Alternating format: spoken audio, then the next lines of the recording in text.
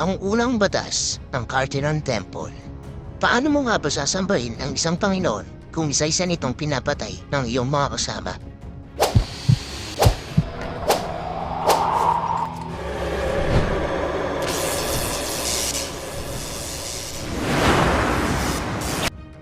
Gates. Yan ang tawag sa mga portal na nagdudugtong sa ating mundo patungo sa ibang dimensyon. 10 taon na ang nakalilipas simula ng una nating masilayan ng mga portal na yan. At simula nun ay marami nang hindi may paliwanag na mga pangyayari ang dumating sa ating mundo. Isang magandang halimbawa dyan ay ang pagdating ng mga awakened beings na kung tawagin natin ay hunters. Bilang profesyon ay pinapasok nila ang mga gates patungo sa mga dungeons upang labanan ang mga magic beasts. Subalit minsan sa likod ng mga gates na yan ay matatagpuan makakasagupa mo ang mga nakakatakot na nilalang na magdadala sa iyo sa labis na kawalan ng pag-asa. Magbalik tayo sa eksena sa loob ng dungeon kung nasaan ang ating bidang si Jinwoo. Dito may tinanong niya si Mr. Song kung ayos lang ba ito sapagkat hindi pa tumitigil ang pagtudugo ng naputol na kamay nito. Sumagot naman ito sa binata na wala naman talaga daw siyang pagpipilian. Akala ba nito na magiging madali lamang ang dungeon kaya 3 healer lamang ang sinama nila. Ngunit ang isa sa kanila ay wala nang bakas na iniwan dahil sa pag-atake ng higanteng rebulto. At ang isa pa ay nakaupo na lamang at hindi mo na mapapakinabangan dahil sobrang takot nito. Maging ang isang birang na healer katulad ni Chue ay maaaring hindi pa nakakaranas ng ganitong mga bagay kaya't mahihirapan itong manggamot sa kasalukuyan. Sinabi pa ni Mr. Song na wag muna silang gumawa ng kahit anong hakbang laban sa higanteng rebulto. Hihintayin muna nilang kumalma ang lahat habang nag-iisip ng paraan kung paano sila makakalabas sa loob ng dungeon. Kahit pa alam nitong hindi magiging madali ang lahat. Napaisip naman itong si Jinwoo na ayon daw kay Mr. Song ay aatake ang mga rebulto sa oras ng gumalaw sila. At kahit pa marating nila ang labasan ay may mga rebulto rin namang nakabantay sa pintuan ng dungeon. Nangangahulugan lamang na wala talaga silang intensyong palabasin ang mga hunter mula nung una pa lamang. Nagulat naman ito nang makitang pumadyak ang isa sa mga kasama at sinabing hindi ako papayag nang mamatay ng ganito na lamang. Sinabi pa nitong katatanggap lamang niya sa isang kilalang gid kaya hindi siya maaaring mamatay sa loob ng dungeon. Habang naghahanda sa isang pangkilos, ay sinuko ka pa itong awatin ni Mr. Song. Makikita naman natin na nagnapihan nga ang mga binti at paa nito. Habang sinasabi, kayang-kaya niya ito at kahit sino pang maging katapat nito ay kumpiyansa siya na mas magiging mas mabilis siya kaysa rito. Sinigaw pa nitong wawasakin niya ang pinto sa isang tira lamang. Sabay talon na para bang dumilipad sa bilis patungo sa pintuan ng dungeon. Malapit na sana nitong marating ang labasan nang bigla na lamang umilaw ang mga mata ng ganteng rebulto. Kasabay nito ay makikita natin na bigla na lamang naglaho ang katawan nito at ang natira lamang ay ang kanyang 2 paa. Napasigaw na lamang sa takot ang iba sa kanilang mga kasama habang ang iba naman ay napapikit na lamang.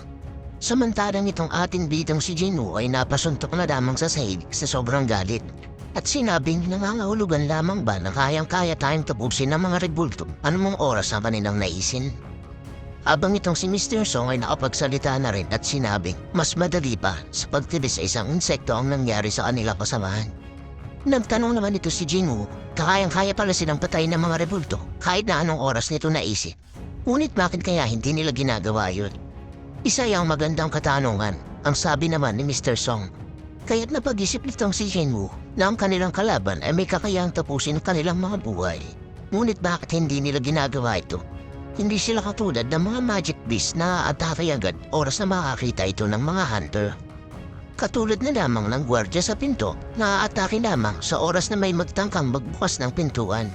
At ang higanteng rebulto nang maglalabas ng lightning sa kanyang mga mata sa oras na may makitang kumikilos. Kaya't napag-isip nitong si Jinwoo na lahat ng kinikilos ng mga rebulto ay nakabase lamang sa itinakdang rules sa loob ng dungeon. Dito'y biglang naalala ni Jinwoo ang commandments ng Carteran Temple at agad na tinanong kay Mr. Song kung ano nga ba ang unang kautusan. Sinagot naman ito ni Mr. Song na sa palagay ko ito ay ang "Thou shall worship God." Agad namang naisip ni Jinwoo na ang tinutukoy na God sa commandments ay ang higanteng rebulto. Dahang-dahan namang tumayo itong si Jinwoo at sinabi kay Mr. Song ang kanyang hinala at kung tama ang lahat ng yun ay sinubukan naman siyang pigilan ni Mr. Song ngunit nakita nito ang mga mata ni Jinwoo na nagsasabing hindi pa talaga ito nawawala ng pag-asa. Pagkatayo nito ay sinabi pa nitong hindi lahat ng gumagalaw ay inaatake talaga ng rebulto. Nang makitang umilaw ang mata ng higanteng rebulto ay agad nang yumuko si Jinwoo habang nakatitig dito. Dito'y napag-isip ni Jinwoo na ang pag-atake ng rebulto ay hindi nakabase sa pagkilos nila. Ito'y nakasalalay sa kanilang taas kaya naunawaan na niya ang kahulugan ng unang kautusan. Kaya't agad sumigaw itong ating bida at tinutusan ng lahat na yumuko at magbow sa higanteng rebulto. Laking gulat naman ni Mr. Kim at sinabi pang nasisiraan na daw ba ng bait itong si Jinwoo. Ngunit itong si Mr. Song naman ay naniniwala sa ating bida at tinanong pa si Jinwoo kung may natuklasan daw ba ito. Agad namang sumagot ng oo ang ating bida. Sinabi pa ni Jinwoo na ang rebulto ay aatake lamang sa nakatakdang taas at hindi aatake kung ikaw ay mananatiling nakayoko. At yan ang ibig sabihin ng unang kautusan. Sinabi naman ni Mr. Song na sana hindi lamang putob ang hinala nitong si Jinwoo. Sumagot naman ang binata na sa ngayon ay hindi. Kaya't nakangisi na lamang sumagot itong si Mr. Song at sinabing wala naman talaga tayong pagpipilian. Habang nakayuko ang lahat ay napaisip naman ang iba kung totoo bang makakalabas sila ng buhay sa dungeon sa pamamagitan lamang ng pagyuko sa higanteng rebulto. Makikita pa nga natin itong si Juri na nanginginig sa takot habang nakayuko. Samantalang itong rebulto ay dahan-dahan namang nagbabago ang itsura. Makikita rin natin na bigla na lamang umiti ang higanteng rebulto at nagulat naman ang lahat sa pagbabago ng ekspresyon ng mukha nito. Habang nakayuko ang lahat ay napaisip pa itong ating titang si Jinwoo kung ilan daw ba ang namatay at ilan sa kanilang nakasurvive sa pag-ataking ginawa ng higanteng rebulto kani-kanina lang. Napatanong pa ito sa sarili kung hanggang kailan daw ba sila na mananatiling nakayuko. Sumilip naman itong si Mr. Park habang sinasabing sa tingin daw niya ay parang tumigil na sa pag-atake ang higanteng rebulto. Sinubukan naman siyang pigilan ni Mr. King dahil malaki ang posibilidad na muli silang atakehin ito. Sinubukan pang tumayo ni Mr. Park at sinabing, tingnan nyo, tumigil na talaga siya sa pag-atake. Patuloy naman siyang sinaway nitong si Mr. Kim, ngunit napansin na lahat na mukhang tumigil na nga ang rebulto sa pag-atake. Nagdiriwang na nga ang lahat, ngunit ito namang ating bidang si Jinwoo ay alam na hindi pa tapos ang kanilang dilubyong pinagdadaanan. Nagulat naman ang lahat nang mapansing bigla na lamang himanig ang buong paligid at dahang-dahang tumayo ang higanteng rebulto. Sa sobrang laki nga niya ay nadurog pa ang sahig matapos lumapat ang mga paa nito. Habang tinitingala nila sa sobrang takot ang higanteng rebulto ay napagtanto ng mga hunter na hindi pa tapos ang kanilang paghaharap. Tinanong pa nga ng iba kung kailangan daw ba talagang labanan ang dambuhalang halimaw. Samantalang itong si Mr. Song naman ay pasigaw pang tinanong si Jinwoo kung may naiisip pa raw ba itong ibang paraan. Sumagot naman itong ating bida na kahit daw tanongin pa siya nito ay hindi rin niya alam kung anong susunod na gagawin. Makikita rin natin sa eksena na bawat hakbang nitong dambuhalang rebulto ay para bang isang lindol na tumatama sa kalupaan. Bigla na lamang sumigaw itong si Jinwoo at sinabing ang dungeon ay may mga nakatakdang at ituntunin o patakaran. Ang una ay, thou shall worship God. Ang pangalawa ay, thou shall praise God. At yan ang susi para sa susunod nating gagawin. Tinanong pa ng ibang kasamang hunter kung ang ibig daw bang sabihin ng praise ay ang pag-aawit ng mga papuri dito. Biglang sumabat at nagpresenta naman itong isang kasama nilang hunter dahil dati umano siyang miyembro ng choir. Di umano'y marunong itong umawit ng papuri para sa Panginoon. Hawak ang kanyang krus na kwintas ay nagsimula na nga umawit itong nasabing hunter.